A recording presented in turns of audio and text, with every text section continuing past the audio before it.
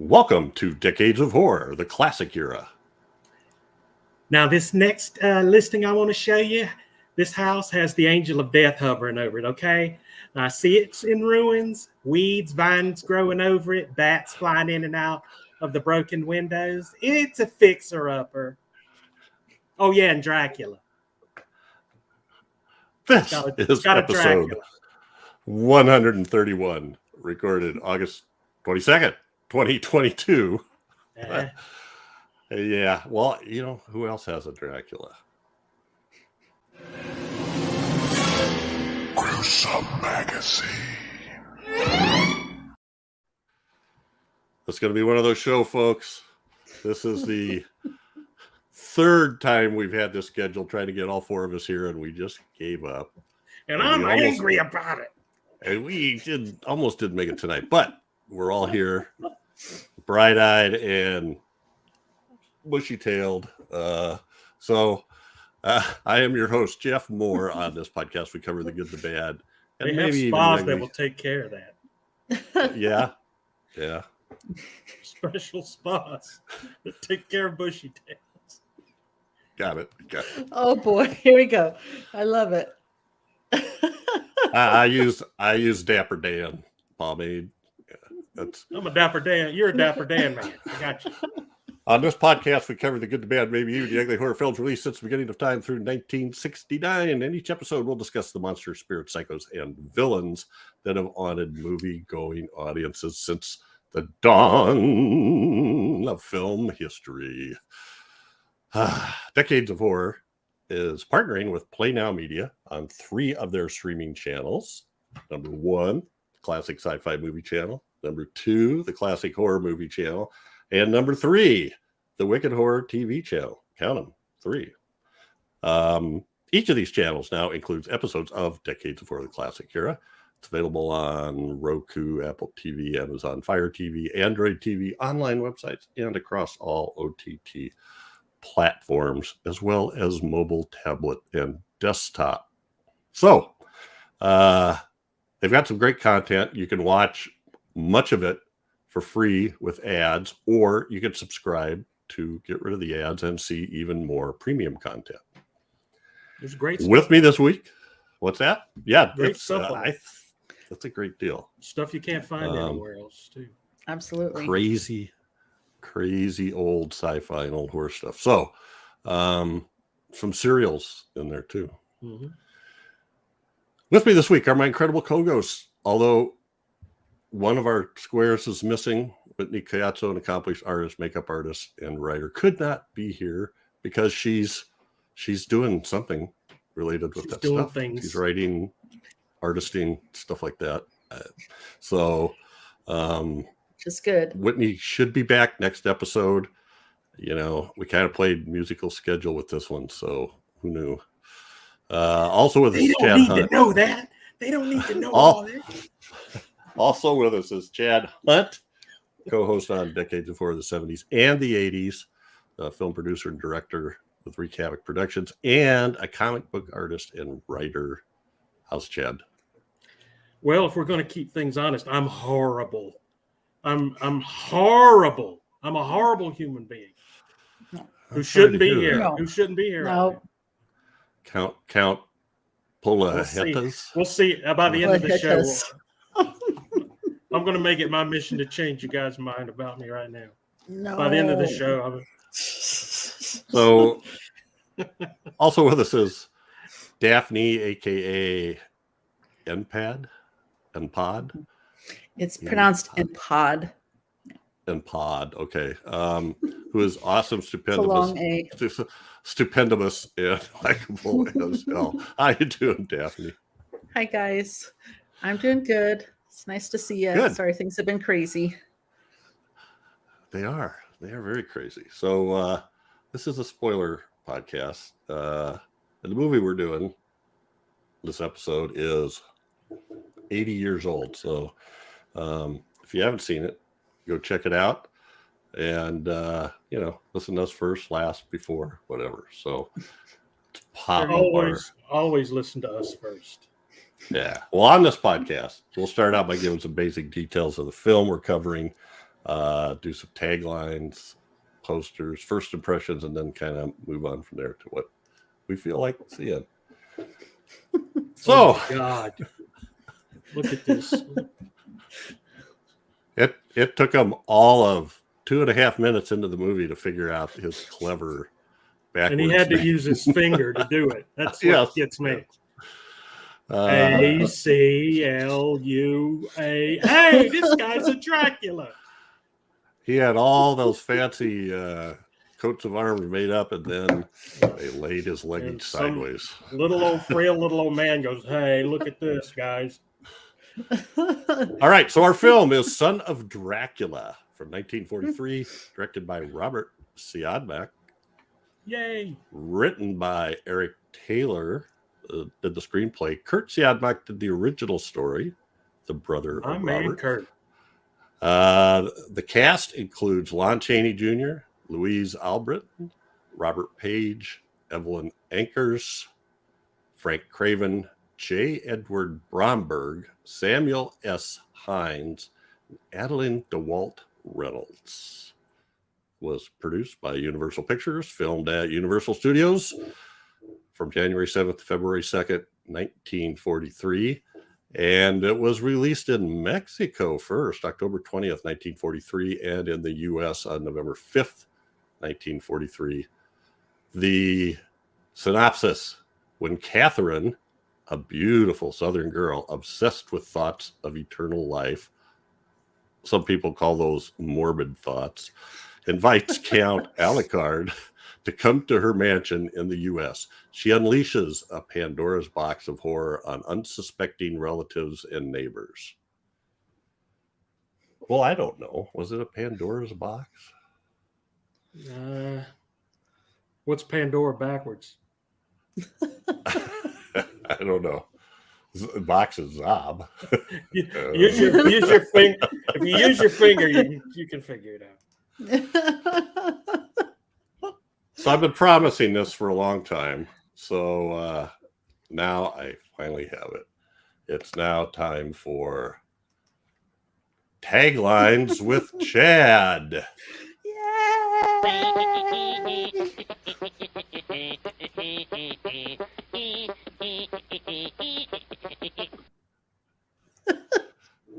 That's our theme music. Could you put that back up again so I can hide behind it? This I think I needed to.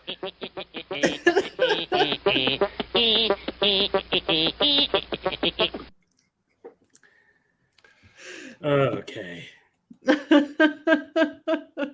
I think things have just gotten progressively worse. That was worth waiting for, wasn't it? Yeah. Yeah. All I heard before the chat, it's going to be awesome. It's going to be great. I got music ready. I got a graphic, and instead I get a Looney Tunes. Oh, actually, the fun will never end because I have like 90 sound clips to try out for your different themes. So, I'm sure that this is just going to go over for the next 2 years. For the next 2 years, name that tune. All right. Taglines. Okay. All right. It's going to have to be momentous, or however you say that word, after that incredible introduction. All right. Tagline number 1. Lon Chaney, more thrilling, more terrifying as history's blackest curse strikes again. I love the more taglines.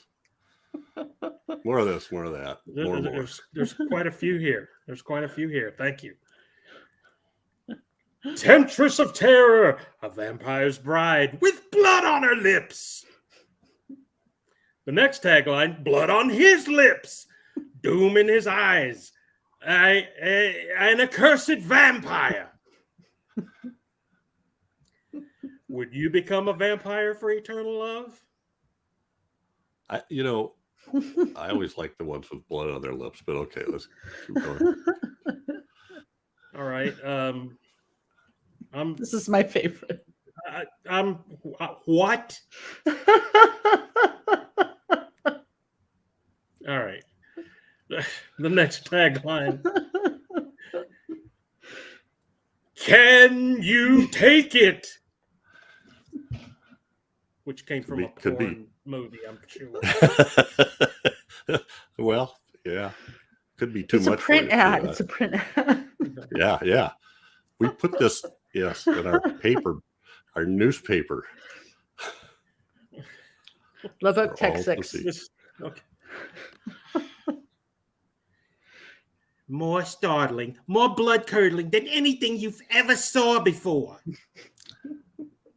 That's more that Lubbock, Texas Talk, print yeah. ads there. That's how they talk Grammar. in Texas, right? With the Anything you've ever saw before.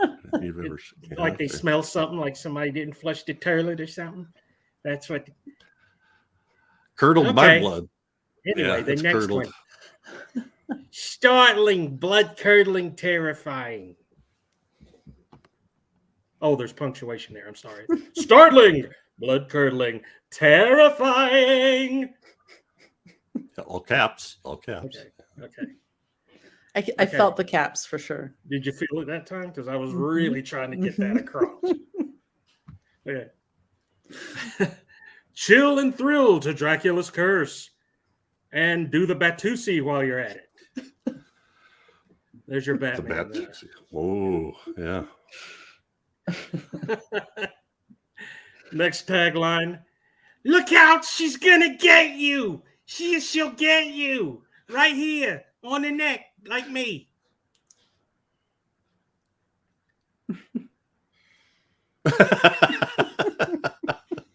It's only one more. Okay. She gives you that weird feeling. Okay. So those last two are actually from Dracula's daughter, but they were just too funny. I just had to put them in there.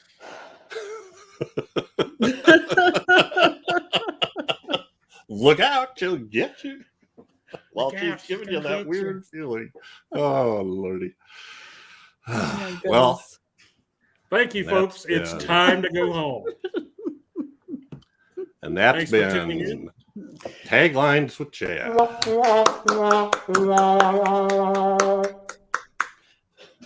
All right. Okay. Where did you get that picture? Off your Facebook page, actually. Thief. Of course. All right. Let's do first impressions, okay? And this is your pick, Chad. So, what are your impressions of the Son of Dracula? My first impressions of Son of Dracula are as follows. I saw this. I want to say I saw this when it came out on DVD on the Universal Horror Collection from a few years back, maybe 10 years back or so, where it would have all the Dracula movies, all the creature movies, Frankenstein. And that was the first time I saw it. And I was surprised really how much I liked it. I've seen Lon Chaney Jr. as the Wolfman, which he's famous for, Frankenstein monster, which I didn't buy quite as well. But I thought he made a pretty good Count Dracula. He came across as sort of a thug. He didn't really have that Hungarian accent that his father had. He's holding guys up against the wall going, put it out, you hear me, put it out, talking about the fire. So that didn't sound dignified like Dracula at all. It just sounded like Lon Chaney Jr. actually telling that guy, put it out, you hear what I'm telling you, put it out. So that took me out of the movie for a little bit. But overall, I thought it was a really, really cool story. The effects were better than I thought they would be, especially the smoke effects and that kind of thing. The bat sucked, just like all bats in horror movies just suck big time. They just you know, they do this and there's no rhyme or reason. I'm going to park here for a minute, then I'm going to move to the side, then I'm going to go back. The bats always suck. So I didn't like the bat effects. But like I said, overall, I like the story. And when you asked me how I was doing at the beginning, I almost said, at least I'm not Frank. Because this poor guy, oh my God, he just took a licking and kept on ticking. You know, he had it rough throughout the movie, but I liked it. I did like it. It had that old Universal horror movie feel to it, and I did like Chaney as the vampire. I thought if he would have remained silent, I think it would have been better. But I guess the way the story was, it didn't really call for that. But yeah, but he was pretty imposing as Dracula, and I remember watching it too. I was like, the movie's called Son of Dracula, but is he actually Dracula? At the end, I mean, I felt like they were saying that he was really Dracula.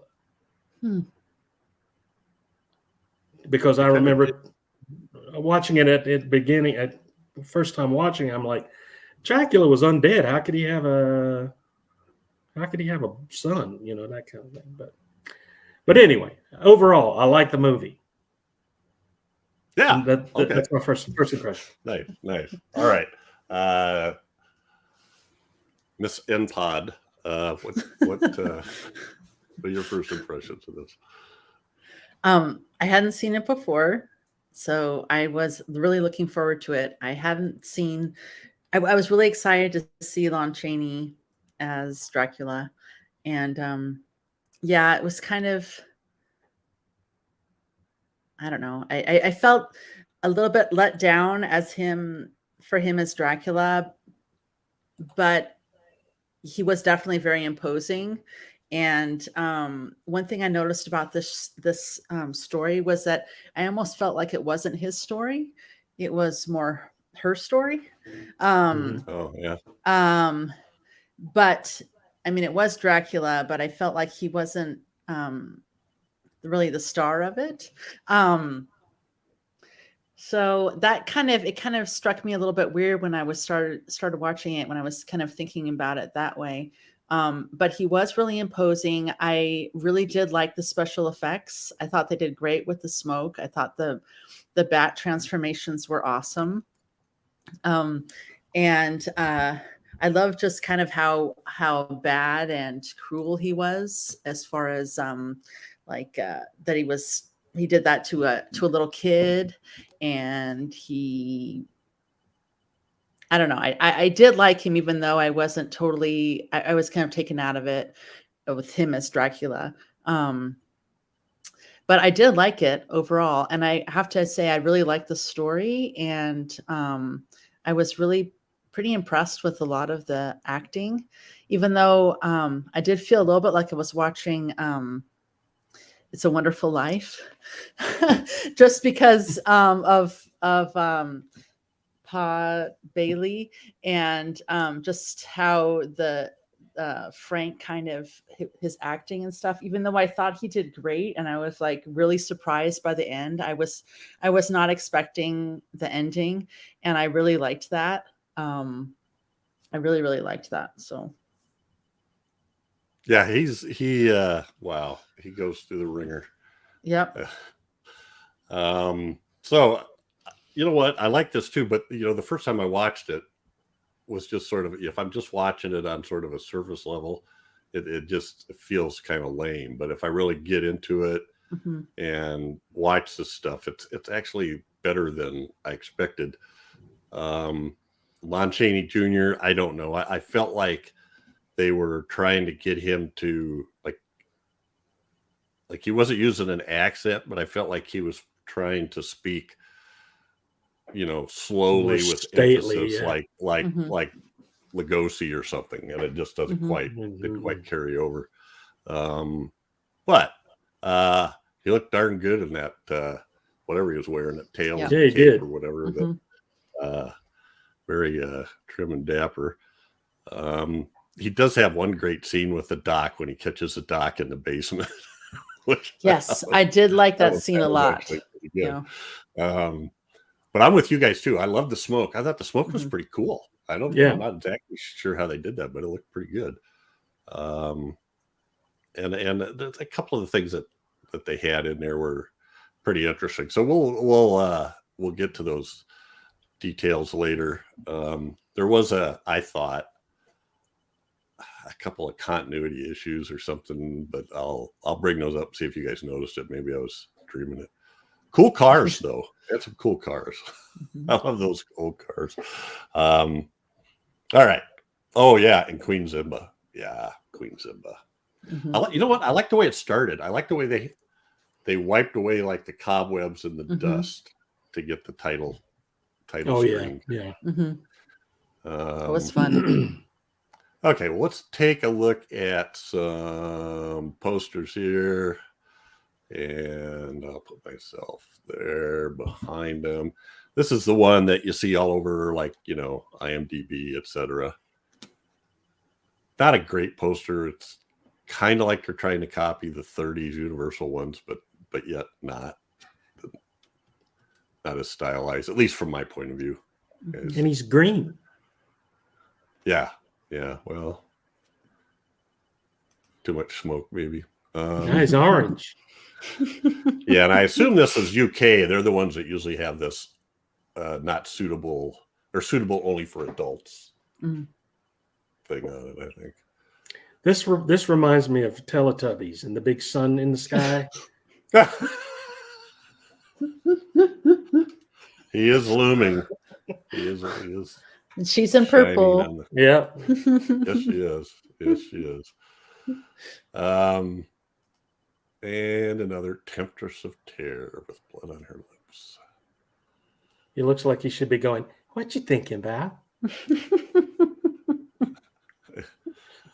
Yeah, it doesn't. He's not really focused on what he's doing. No, it's like he saw a rat in the corner, and he's like, "That's where his attention is focused right now."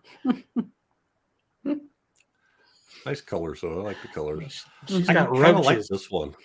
This is French.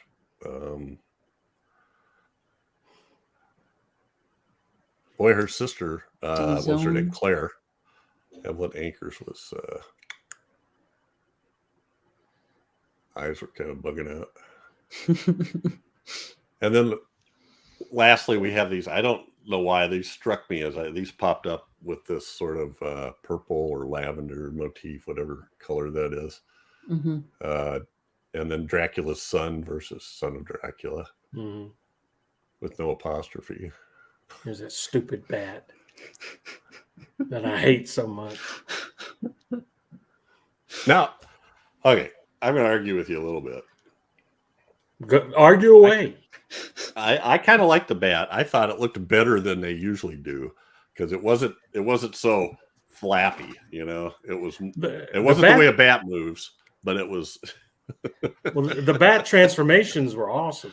Like yeah. I like that. It's just that same old bat on a string trope that I hate. I just hate that. I just hate it. Well, but I didn't think I didn't think it was doing that. I didn't think it was bouncing up and down. I thought like it flew down the hallway like perfectly straight. I've never seen a bat hover. Well, okay, yeah. I do look like a bat. I gotta say it is better than some of the hammer bats. I will give you that. They're all hammer shitty. bats are not good. That's a little better. What about when the bat was crawling on the people? That actually looked like that was fine. That was fine. Mm-hmm. It's the flying, and I'm sure. It just I don't know. We had that nice scene where it flew like through the doors, or what was it doing? She climbs out of the coffin in the county morgue and turns to a bat and puts a big bat signal on the door. Oh yeah, morgue. That's her. Anyway. Okay. Well, other than I just hate those kind of bats, and it's not anything to do with the movie. I just feel like if you're not going to do the bat right, don't do the bat. But I guess it's a Mhm. Dracula movie; you have to do the bat. But I don't know. That just for some reason, and it doesn't matter, even if it's a Hammer film, it just takes me right out of the movie. I'm like, look at that stupid bat. Yeah, I get it. I get it. No, that's not a disparage on the rest of the movie. It's not. I understand. I understand. You're a little angry. You're taking it out on the bat. I can't be argued with on this point. There's Let's take a look at our hero here. There's a couple of shots of Lon Chaney Jr. with his dapper. I don't know what kind of mustache you call that. European. That's a Colonel Sanders special right there. Well, I've seen better faces on the side of buckets of chicken. So he does okay, but it's not it's not Bela Lugosi, it's not Christopher Lee. That's really the comparisons you end up with. He looks cool though. Mm-hmm. He does. He looks he looks cool in the role. I just think he could have used a little bit more coaching on his speech, and and because he just sounded like Lon Chaney, tough guy Lon Chaney when he would speak. But one thing I did like that he did was he did a lot of little subtle movements, like when they came to the door of the old fella, and he was like, well, it's he sort of almost shooed him away, and Chaney just sort of takes a step toward him, and he's like, oh, okay, come on in. Yeah. So he had that's what's cool about him. He had that threatening, imposing air about him. He pulled that off perfectly. Yeah, he definitely had a presence. Like you referred to the scene before they go into the basement, and I loved how he kind of was almost playing it jokingly, like he was intimidating, but he was like threatening. And just the way he just kind of lurked a little bit and stuff. I definitely felt his presence for sure. Yeah, I think he says, what are you doing here? And Doc Brewster says, I could ask you the same question. And he goes, well, except I just married Kay, so now I'm the master of the house. Yeah. And so then he says, well, I thought I heard something in the basement, so I came down here, blah, blah, blah. And then Chaney says, I too thought I heard something in the basement. Yeah.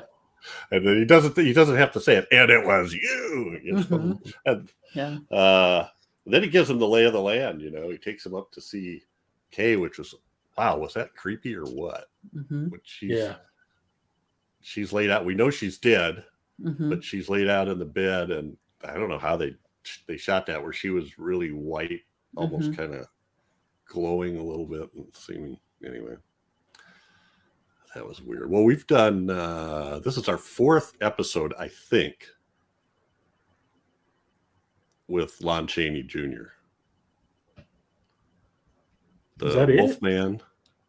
I think so. There might be more. The Wolfman, Spider Baby, and Abbott Costello Meet Frankenstein. Am I missing another one? Did we do Wolfman versus Frankenstein? Not yet. We didn't? I was looking for that for my next pick, but it didn't. I couldn't find it. All right.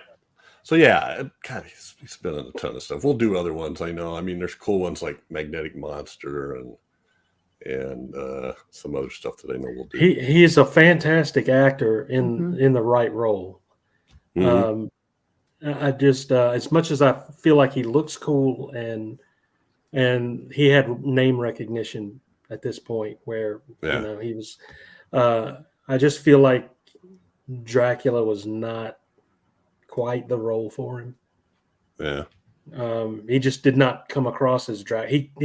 If this movie was named something else, like a Revenge of the Vampire or something like that, that would have been fine. But when you bring the name of Dracula into it, people expect a certain way for him. Well, to especially act. at this time, they had just done a like a re-release double feature of Frankenstein and Dracula, like in I think 42. So, and that did so well. That's one of the reasons they started kicking it back into gear, and did the next few. All right. Well, let's take a look at the rest of some of the cast. So, in this top picture, the guy on the left is Frank Craven.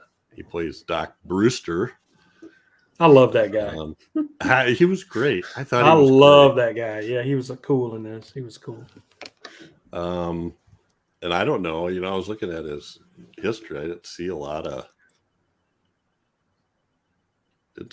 stuff that I recognized him in, but I know he definitely really had the feel like I should know this guy, but I also looked it up. I'm like, I didn't really recognize much of the other stuff that he was in. He played this role really great. He definitely was like the doctor that takes charge and has access to everything. Yeah. You did really good. Yeah, the sheriff didn't buy what he was saying, but yeah. I just went out there and he didn't kill her. I talked to her. Well, we'll just have to see about that.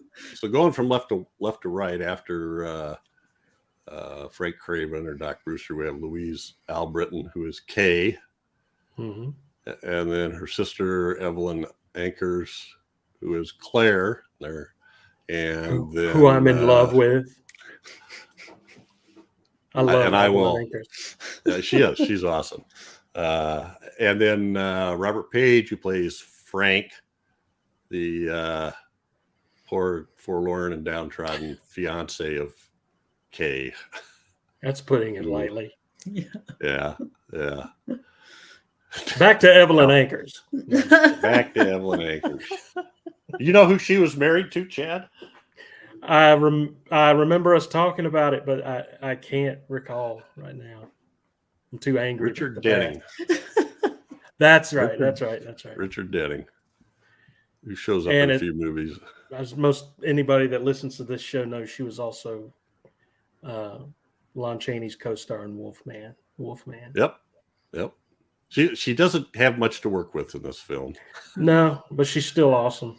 Yeah, she is. She did really good. Mm-hmm. According to IMDb, she's the only actress to appear in a Wolfman, Dracula, and Frankenstein film. Very cool. The Wolfman, Son of Dracula, and the Ghost of Frankenstein as Elsa Frankenstein. I'm watching that after the podcast tonight. For Evelyn Ankers, yeah. I know that she's made a couple of film noirs, but I wasn't seeing them jump out at me when I was looking through her filmography. But I know I've seen her in some of those. And she was in 5 films with Lon Chaney Jr. I really liked how smart her character was, even though she didn't really have a lot of screen time. But she really, I don't know, I thought she had a lot of spunk. And I like how she just confidently went in there and was talking to Frank, even though Frank was acting crazy. And she seemed caring, but also kind of like, wow, you are really... Yeah, I'm not coming within arm's reach of these bars. Exactly. I forget what he says to her. What would you think if I said blah, blah, blah? And she goes, Would you think I was crazy? Yeah. If I saw a man turn into smoke? Yeah, that would be crazy, wouldn't it? Well, and she goes, well, I think you were probably just dreaming. And I was like, wow, you are really keeping it together. Way to go, Claire. Yeah, the other 2 films she was in with Lon Chaney one is Weird Woman and The Frozen Ghost, which I think both of those are those Inner Sanctum Mysteries. And Weird Woman is based on Fritz Leiber's Conjure Wife, which Burn Witch Burn was also based on. Oh, okay. So that's poor Frank. Yeah. Frank. Oh, and then Frank. Oh, Frank. Dracula once tried to bite me, and I ate his liver with some fava beans and a nice candy. Frank. Let's see. What else was she in? Are these right? Yeah, she's in a lot. Okay, so I did look up more stuff on her. She was in Hold That Ghost, the Abbott and Costello movie. Sherlock Holmes and the Voice of Terror, one of the Basil Rathbones. And then The Mad Ghoul. I mentioned Weird Woman. Oh, she was also in Invisible Man's Revenge. So there's 4 Universal things that she was in. And Black Beauty, I guess. Captive Wild Woman and Jungle Woman. Chad's going to look those up, I can tell, after this. So anyway, Well, I've heard of Captive Wild Woman, but not Jungle. Well, they both have Aquanetta is in them, which is I don't know that much. I don't know that much about her, but she's sort of an exotic looking brunette, sort of like who was the woman in Island of Lost Souls? Oh, that look kind of panther-like. She kind of has that look, kind of like that. So they have a big thing. They feature her a lot. So she must have been a big thing in the 40s. Her name's in big letters on the posters and stuff. Anyway, all right. Yes, Evelyn Ankers. Frank, on the other hand, played by Robert Page. The only thing I could find that I'd seen was Abbott Costello Go to Mars. He was probably so I can't even talk tonight. Psychologically damaged by this movie, he decided not to do very many other projects. I've never seen a character just go through the ringer like that in my life. Yeah, I felt like the dark circles under his eyes went all the way back to his skull and beyond. I should have pulled one of those pictures up. So the bottom picture in this one is when. So Frank, he goes back there to stop Dracula, shoots him, but of course the bullet goes through him, and his love Kay is standing. She's actually like hiding behind Dracula, isn't she? Like kind of crouching behind him. And so what does he do? Shoot him 3 more times. Yeah, which doesn't work. So anyway, then he runs and tells Doc Brewster, I killed her, and his hair's all, he's been staggering through the swamp and the mist, fog before he gets there. And then you certainly did, Frank. Doc runs over there to see the body, and instead Dracula shows him into the bedroom, and there she is. Yeah. Because as we know, it's night. Okay. I just remember being kind of like surprised with how Frank handled a tree falling on his car, or because he kept saying, "Oh yeah, a tree fell on my car, so I couldn't follow him," or "I ran into a tree." I tried to follow him. What happened? First, he said I had an I think he said I had an accident with a tree. Yeah, I had an accident with a tree, and then later he says a tree fell on. Tree fell on him, and I was like, "Wow, okay, Frank." Yeah. Who's crazy now, Frank? I tried to follow him, but I didn't see them actually get married. But then I went back to the house. Frank. He was just. I could understand it because everything is wonderful until she makes a trip to Transylvania. Yeah, and then she becomes morbid. Yeah, The girl, she's got morbid. Well, most people wouldn't think that way, but she's been rather morbid. She's got a bad case of the morbid. The morbid. You know what I thought of? I thought of Joseph Perry when I heard that, because he's always bringing. I'm trying to think. I think maybe weird is one of the words that he says meant something different. Back in the 30s than it does now. Morbid. She can't talk to you right now. She's got the morbid. She needs rest. You have any orange? A normal person would not come up with this plan to become immortal by being a vampire and then killing the vampire and then making her fiance immortal so they could live forever. But but she's been thinking morbid. kind of morbid thinking. Yeah. I don't care who you are. You know, if my fiance came up to me and goes, all I got to do is bite your neck, and then you'll be one of the undead, and we will live forever, and go, oh, that sounds like a good idea. Let's go with this. Well, that's when they're having that conversation where That is he just in the made me jail think cell Frank's then? crazy in the first place. Frank starts to say, but isn't he a vampire? But she cuts him off and says, don't use that word, Frank. We don't like it. We prefer Say immortal. rather that we are undead, immortal. Well, yeah, That's a that difference. undead sounds a lot better. Okay. And then this is her argument that convinces him. Isn't eternity together better than a few years of ordinary life? No. Yeah. No. You're supposed to say no. That's all the debate it took for good old Frank. Yeah, Frank, poor Frank, man. Just shove a stake through her heart and be done with it. There's plenty of fish in the sea, Frank. Plenty of fish in the sea. And none of them are vampires, or most of them aren't vampires. Most of them. Is that harsh? I'm sorry. So, well, no. This is another one that I loved. When he shows up there. I think this might be when he kills Kay, but he says to Dracula, this I just cracked me up. He says to Dracula, you'll save us all a lot of unpleasantness by going to town with me tonight and taking the first train out in the morning. And then Chaney says, I'm afraid I don't understand. And Frank says, then I'll make it clear. You're going back to town with me tonight in the morning. You're taking the first train out. He repeats the exact same lines. I'm like, oh my God.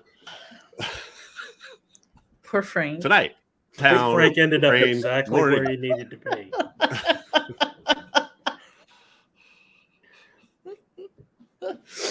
Dracula. Who does he think he is? Questioning. Let me repeat what I just said. Go spread your vampirism somewhere else. So, one of the things that got me was when this I wondered about. So, Doc Brewster's down in the basement snooping around, and he opens up the coffin or the box or whatever it was, and sees the dirt and I don't know what else, chicken feathers or something. Mm-hmm. And he reaches in there and holds up the dirt, and crumbles some of it in his hand. Yeah. Well, later on, when he's talking with this Professor Laszlo, Laszlo says, well, they have to sleep in their, where they were, their native land. And he goes, this one sleeps in its own poop. This isn't Transylvania. Well, they can bring their own dirt with them. That's astounding. He never says, oh, damn, I saw it too. There's a box full of dirt in the basement. He never says that. I don't understand why that didn't. I don't know. His path to acceptance was pretty funny. Yeah. No resistance on that path whatsoever. What was that? His what? His path to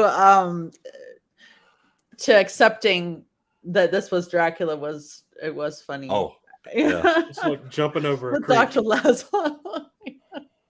Yeah, what's her name? Around. I think they're trying to. I think they're trying to convince Claire. Who are they trying to convince? It's the sheriff. Sheriff, I think. Let's just go to the morgue. The sheriff wasn't having any of that. Yes. No. The morgue. What the any hell are we going to the morgue for? Okay. So I anyway, let's go more folks. So here's some Kay and Dracula. I don't think I thought I had a picture, but now I don't see it. What did I do with that? I love the costumes in it. This one. Whatever Kay was wearing at their little party was awesome. That gown with the sequins and stuff on it. Anyway. Yeah. It was beautiful. Quite a bit different from the one below. Yeah. What's wrong, dear? You look morbid. Oh, you and your morbid ideas. There are more ways Yes. than to communicate with each other, Claire. Yes. That's more than one Yeah. way. That's right. Done with telephones or whatever, or letters or whatever it is. Yeah, that's right. It was telephones. Yeah. If I was here, I'd have a telephone out here. Mm-hmm. My brain is jumping over right now too. So there was Anchors, and we had let's see, Kay and Dracula, and they were not particularly convincing in those scenes.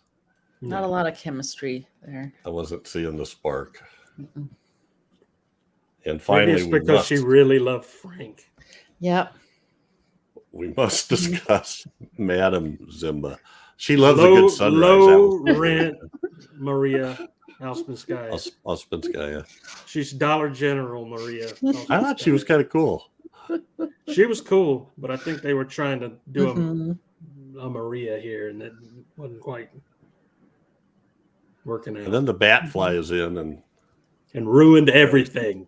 scares her to death, I guess. But I thought she was great. I loved her little fortune telling thing. She says the weirdest things.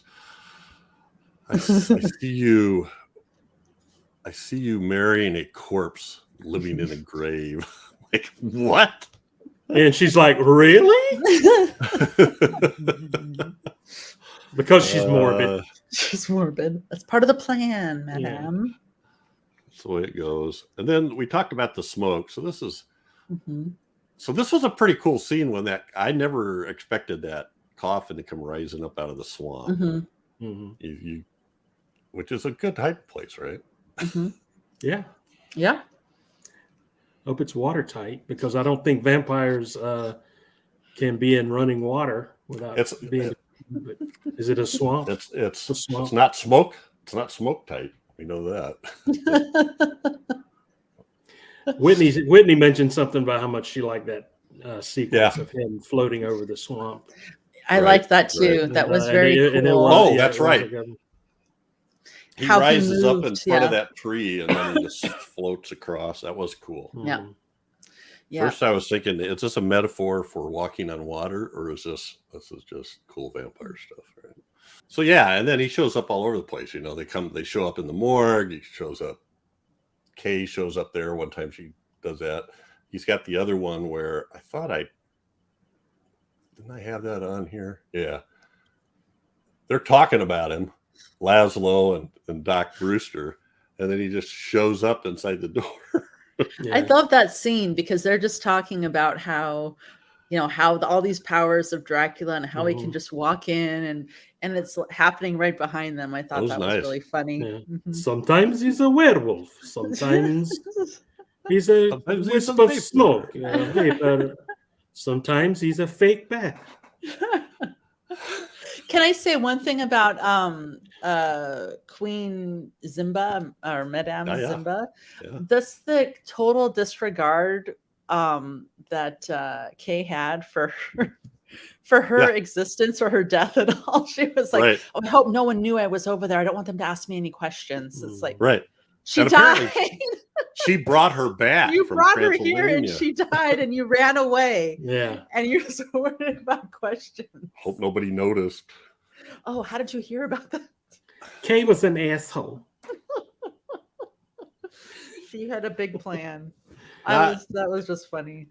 So the part where Dracula is running back and forth screaming, put it out, that wasn't good. Took you out a little bit, but in general, I liked the whole fire scene. And yes, I was a little worried for Frank there at one point. It looked like he threw him right into the fire. Mm-hmm. And I like that too, because I really felt like he was being thrown around like a rag doll. Like he really kind of believed that Dracula was super strong. He took some really good falls there in that cave.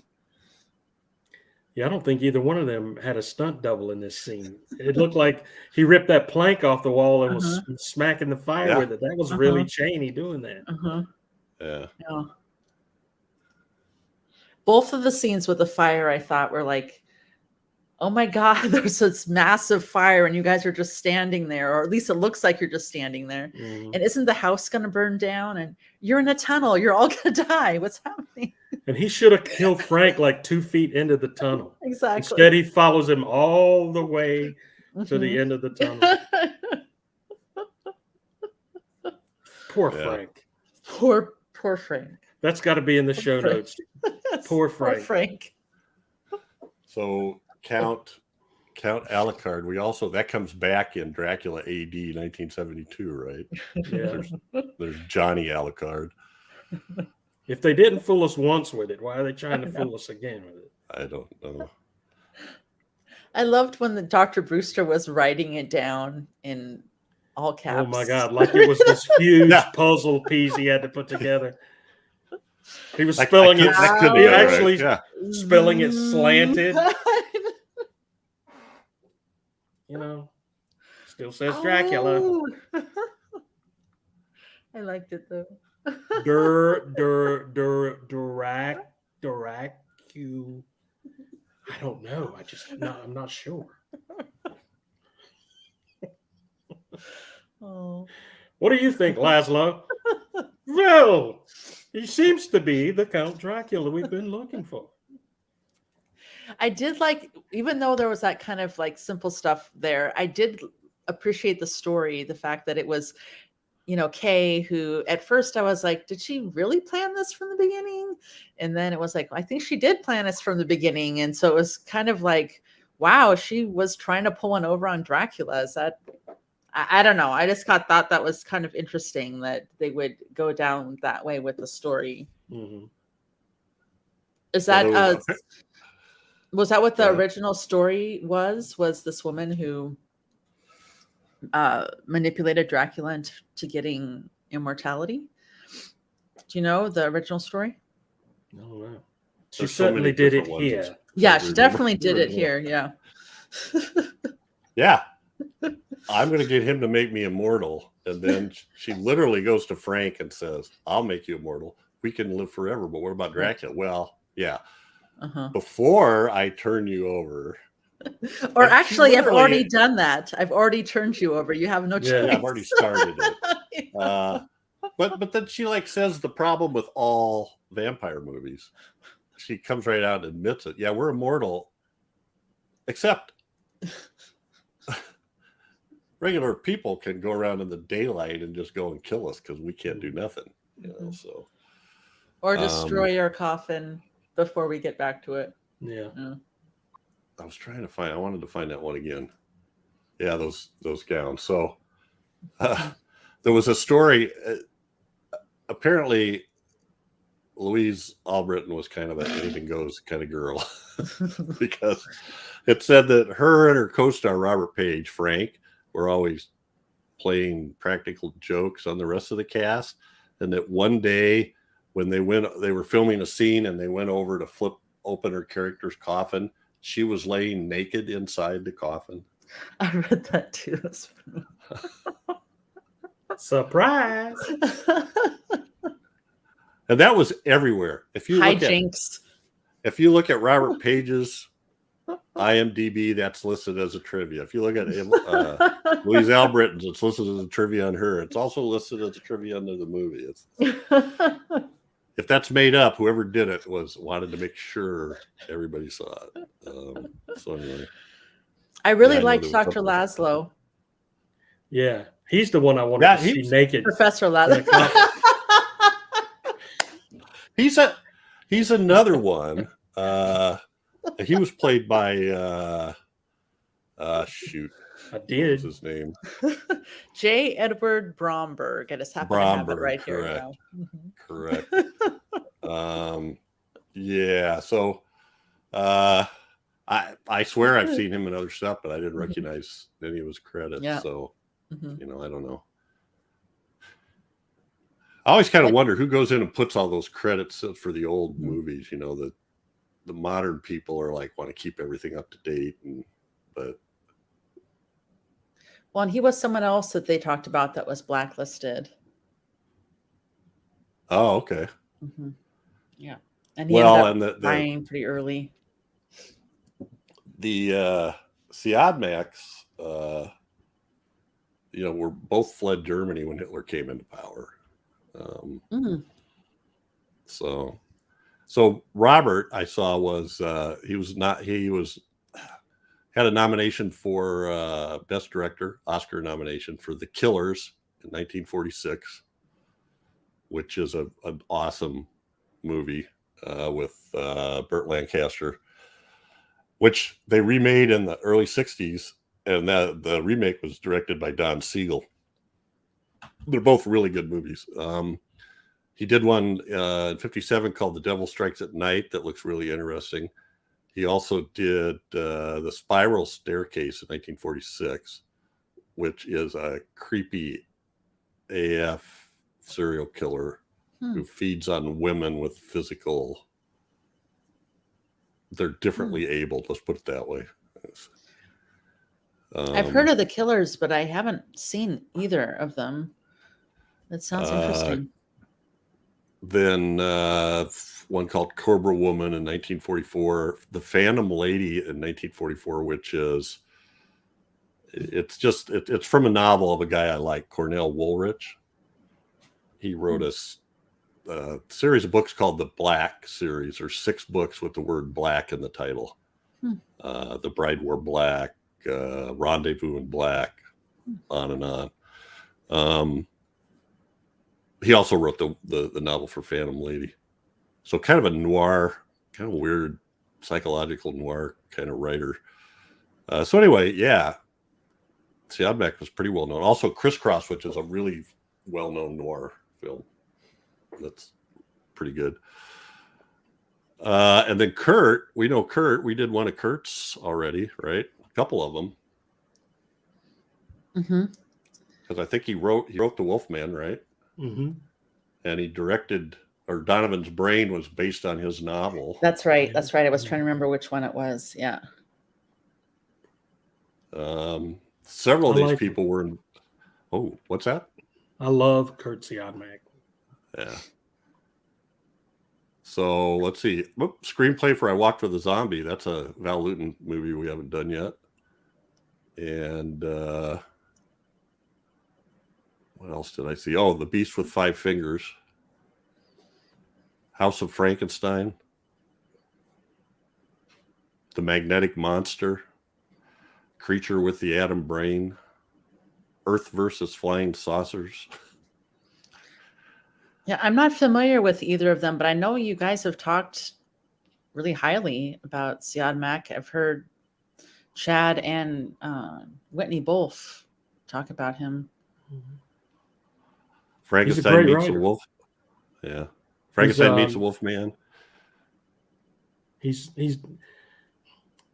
was way ahead of his time as far as his writing was, especially the movie stuff that he did. He just had a sense of, you felt like he had such a tight hold on what he was trying to say in his movies and his writing. And it was very intelligent and very smart. He didn't just try to throw weird scientific facts like a lot of the horror movies did out. He made it seem real. He made the characters seem real, and I'm just a big fan of that. Taking these fantastical story elements and putting like real people in there, and he was really good at that. Did he write short stories or mostly scripts, or a lot of screenplays? I don't know about a lot of screenplays. Okay. In terms of his actual fiction output, I'm not sure. He wrote the screenplay for The Invisible Man Returns, Black Friday, which was one of Lugosi and Karloff's collaborations, Invisible Woman, Invisible Agent, Frankenstein Meets the Wolfman. So he was a busy guy in the 40s, really busy.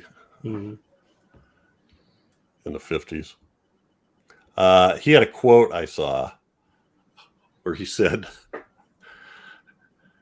every night before I go to bed, I say Heil Hitler, because without that son of a bitch, I wouldn't be in Three Rivers, California. I'd still be in Berlin. Well, probably not. It's good perspective for sure. Trying to be optimistic, positive, I guess. Well, Screw you, for sure. Yeah. I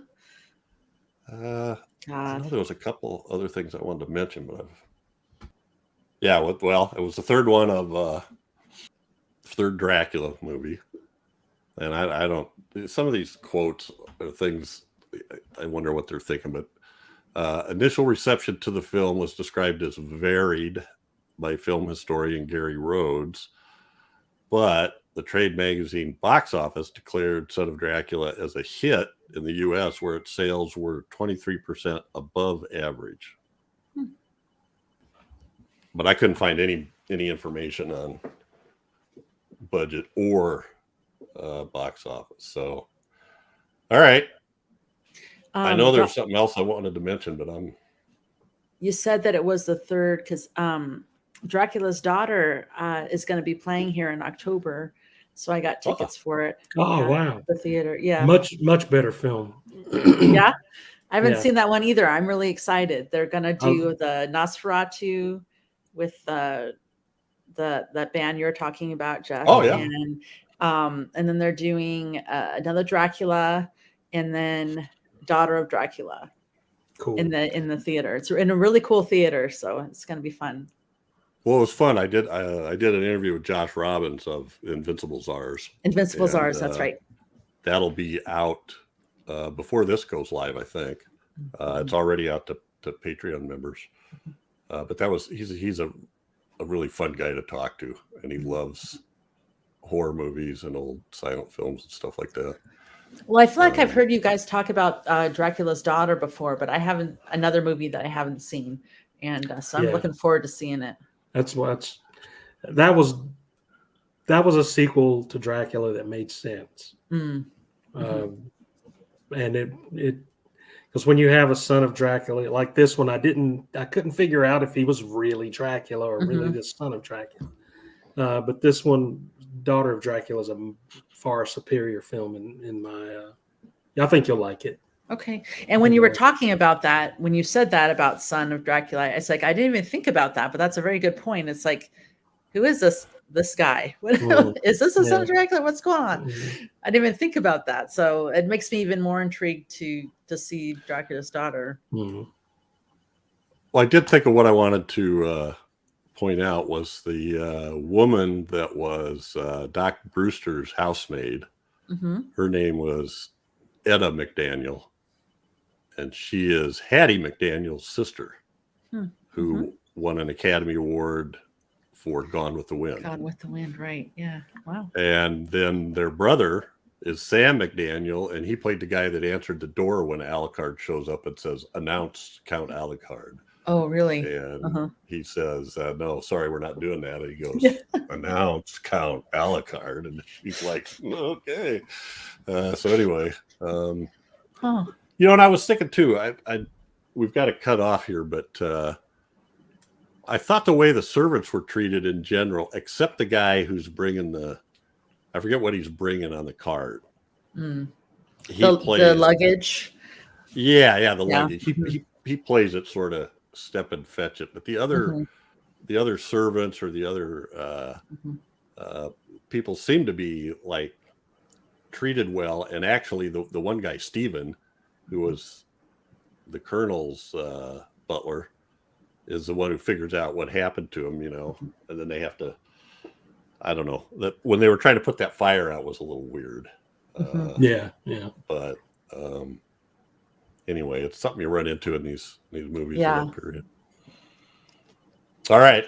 Well, no feedback today. So sorry, Whitney. I'll ask you what you thought of it at the next episode. Yeah. Speaking of which, every 2 weeks, we'll be focusing on a specific film released between 1920 and 1969. Next up is one chosen by me. And I told everybody there was one of 3 films I was going to pick, and this wasn't one of it. This wasn't one of them. But I decided I got sparked on this because we're doing The Fly 2 from 1989 on decades before the 1980s. So I thought, well, let's do The Fly. That's one that I always loved, and it's got one of those scenes you can't get out of your mind. Mhm. Everybody Yeah. knows. Yeah. So it's well worth it. So the next one will be The Fly from 1958 with Vincent Price and Awesome. David Hedison. I Mhm. think that's his name without Yeah. looking that's at right. anything. It's was not on- David Hasselhoff. Sorry. I was just listening. I was just listening to you guys' doing the one with that David Hasselhoff was in, and I just was feeling goofy. Sorry. Star Crash. Yeah. Star Crash. He has the Hasselhoff got around. sparkliest eyes. He has such sparkly eyes in that too.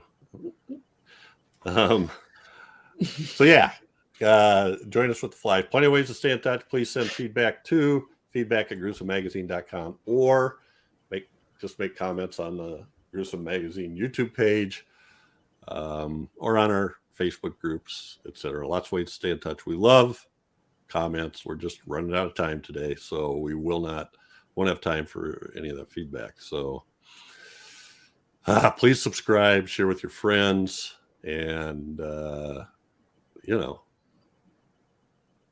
keep it real, keep it gruesome, keep it gruesome. Yeah, I should have a sign-off phrase. Catch us again here in 2 weeks for another great horror movie of the classic era, as only decades of horror can do it. Say good night. Good night.